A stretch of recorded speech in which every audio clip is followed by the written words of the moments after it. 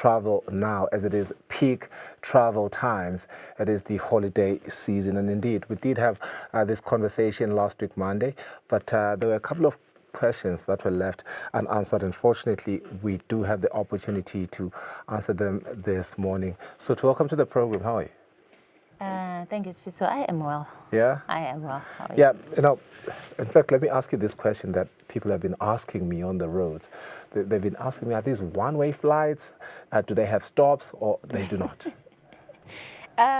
We do have options for one-way flights. Okay. But we offer return flights as well. There's no stops in the air. The stops are only at the airports. So if you're from, because we sometimes get that, Eswatini sometimes think without a station, so there's nothing like that. So it's between the airports. Yeah, no, that's funny. Any schedule reliability stats that you can share from Q3 to Q4 and your plan for on-time performance? Okay, for airlines, we have schedule integrity, right? And then we have on-time performance. Schedule integrity speaks to you honoring your schedule. Sure. If you say you're flying how many times a week, at this times you honor it.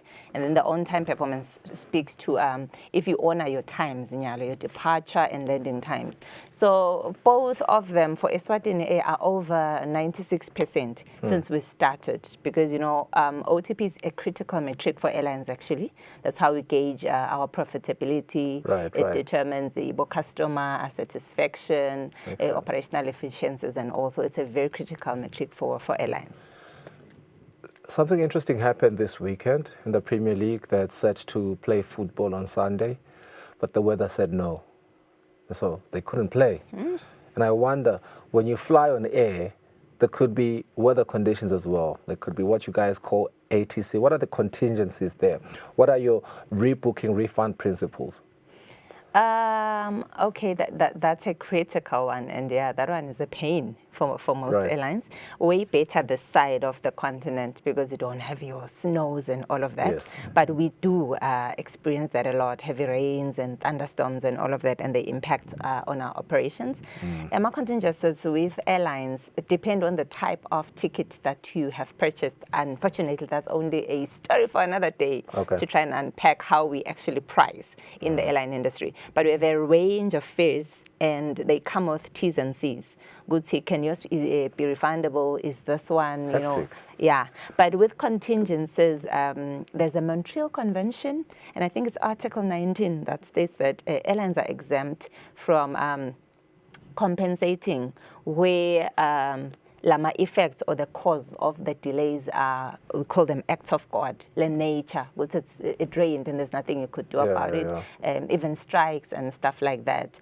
But then there's also a duty of care, where we are obliged to now offer meals and connectivity, sometimes accommodation to those delayed Nangzana passengers. So with contingencies, we somehow compensate in one way or the other, depending on whether the delay was caused to weather disruptions or if it's our technical issues, we must definitely. But what's the lesson there? Because surely there is a lesson for the traveler and for you guys as well. And I suppose for myself as a traveler, looking at the forecast becomes something that becomes my responsibility. But yes, sometimes they tell you that it's not going to rain and then it rains.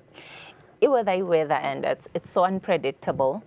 We work very closely with the weather department for meteorology, so they tell us such things, and we prepare on time. But I believe we then forget. Normally, when I have my car and I should drive, I check weather and I'll stay at home. And we expect airlines to be, something else, glitches and all of 100%. That, so it impacts the same way. Let's speak to accessibility, because there should be support especially for unaccompanied minors.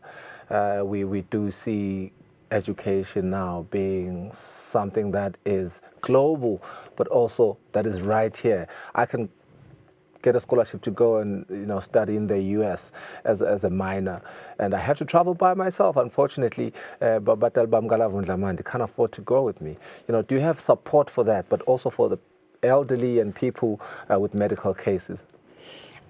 We actually do, and in aviation, unaccompanied minors may vary in terms of age, But once you are above, is it 12? Some are 12, some it's 16. Yeah. So if you are 16, 17, which is just about the age for most tertiary students, you are no longer an unaccompanied minor according to airlines. You're like an adult. Yeah, you're an adult. We do have unaccompanied minors, like your 8-year-olds or 9-year-olds. Sometimes the parents will want to, send the child to Eswatini from Joburg to come visit you. So we do cater for those. We have very experienced cabin crew that handle that. Even our ground staff can handle that. We encourage the passengers and the travelers to ensure that all documentation is done appropriately because, there's more human trafficking. So we double check everything when it comes to that. But they do pay adult fee because that's an extra work for everyone. So even with the elderly, we take care of that. We are able to assist them where wheelchairs are needed. We also help them, even helping them navigate around the airports and stuff. So our ground staff and cabin crew offers exceptional services when it comes to that. Fantastic. Then tips from the airline, because, and I suppose this is what people really want to learn about. So the cheapest days to fly on your network in December, based on historical patterns. That's the last question for you.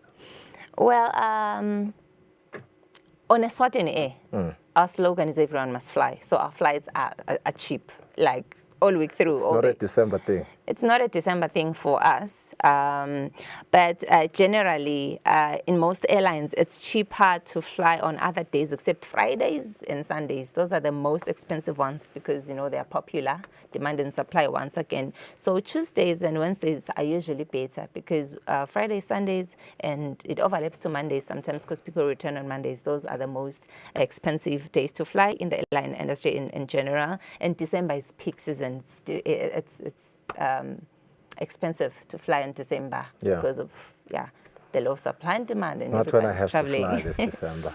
But Sabile, thank you so much for your time. Eswatini holiday readiness this December, this holiday season. All the questions that you've had have been answered. They will be back again next week, Monday, for more questions and more answers. And you shall be informed and furnished with the right information as you plan your holiday. This has been Sabile Ngambule, the Marketing and Communications Manager at RENAC Eswatini. Thank you for staying with us here on Kusile Breakfast Show. This is how we kickstart the week.